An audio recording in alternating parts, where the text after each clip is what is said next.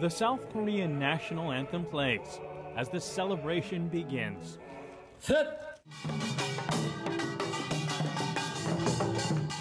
It's another milestone in diplomacy for one of Korea's largest companies, Hyundai. They've managed to help pave the way into what was formerly a forbidden zone by opening a road that runs from South to North Korea. After 3 months of construction and mine clearing, this is where the road finally begins. 6.7 kilometers of historic road right through the most heavily militarized border in the world. Traveling with academics and VIPs, we're part of the first group of journalists ever to take the ride. Once inside the South Korean side of the DMZ, filming is strictly controlled, and we're instructed to stop. We couldn't film the anti-tank walls nor the signs we saw, including one reading, "Shoot them as you see them," most likely a warning to North Korean infiltrators. But then, a moment to remember. Crossing the demarcation line which has divided North and South Korea for more than 50 years. It was a fantastic feeling, like a historical event, like a Berlin Wall breakdown. With North Korean soldiers about to board our bus, we were only able to film a glimpse of the northern DMZ area. Much of the land is barren. Northern part, no trees, except the trees that I could recognize. The pine trees are like 15 centimeter high or 20 centimeter, which means they don't have any energy sources to heat the floors of the housing facilities there. They have to use wood.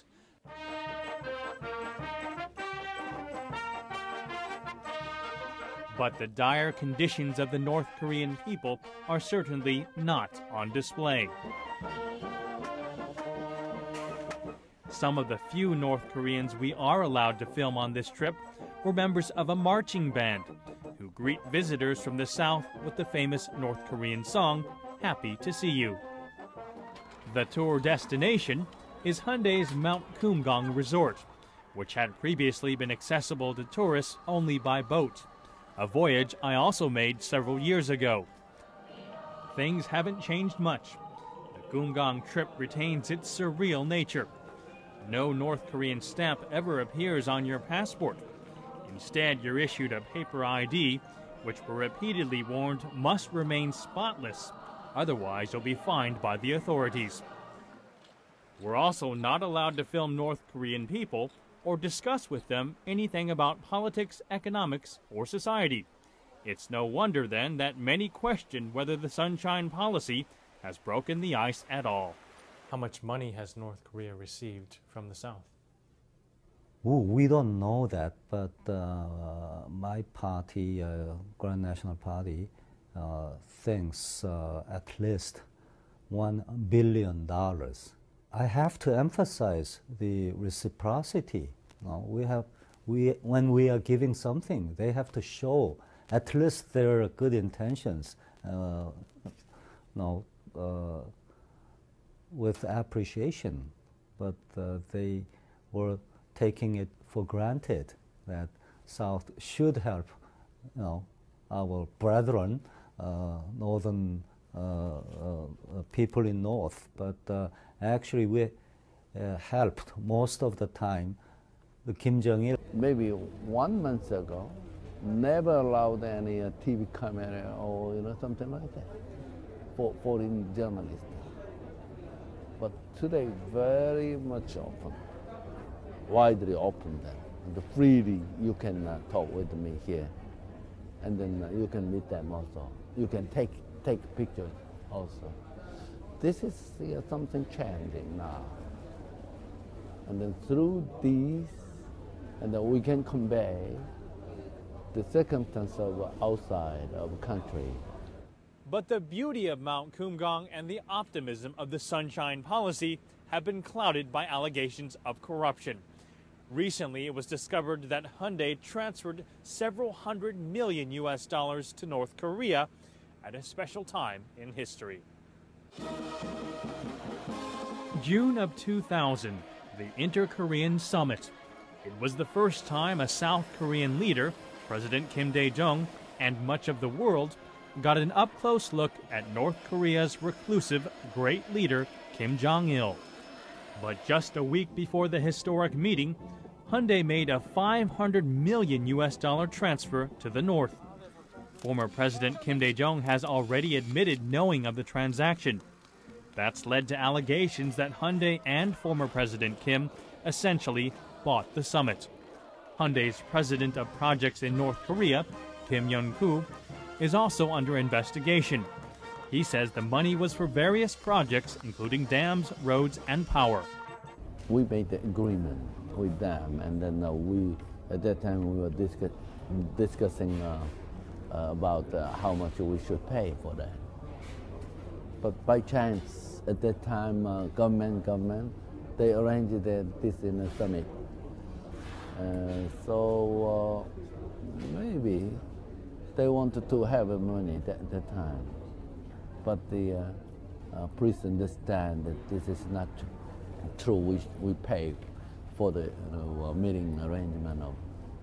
Kim denies Hyundai's money is going to North Korea's military. We pay through Gyeongbok Mountain project, as I mentioned, around $500 million.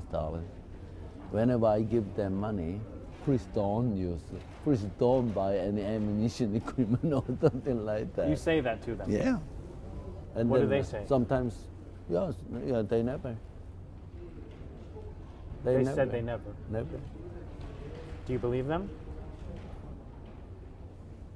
I have to believe them. How we can, this is contract. I know there are some suspicions whether the North Korea may use this money to build weapons of mass destruction or nuclear bomb, things like that. But even though there are suspicions and risks, we need to have this economic community built. Otherwise, you're going to have a war. Whole economy will be destroyed. International community will, grade South Korean economy C- or B-, and, interest rates gonna go high up. So it costs more in terms of the cost benefit. One visible benefit supporters of the Sunshine Policy like to point to are the family reunions, which on the north side often take place at Mount Kumgang. Since the 2000 Inter-Korean Summit, 6 reunions have taken place. Roughly 5,000 separated family members have had the chance to come together. But it's just for a few days and under controlled conditions. At Mount Kumgang, Chae Young-hoon had the opportunity to see his younger brother and sister. It had been 50 years, so understandably, upon seeing one another, cannot say anything.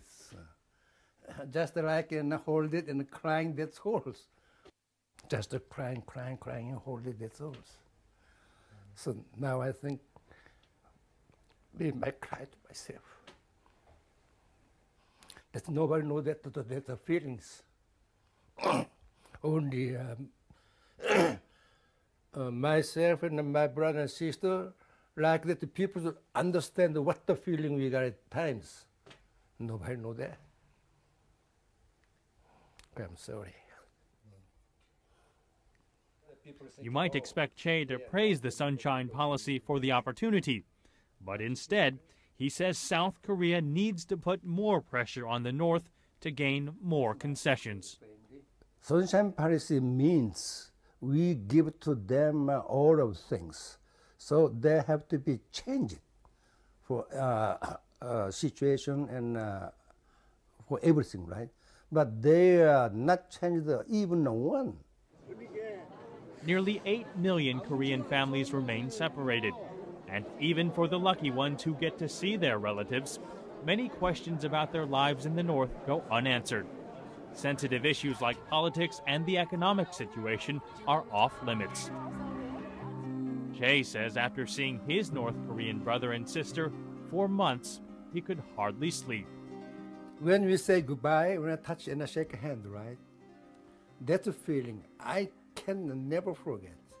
Such a warm and pressing the hand. When, how can I meet them again?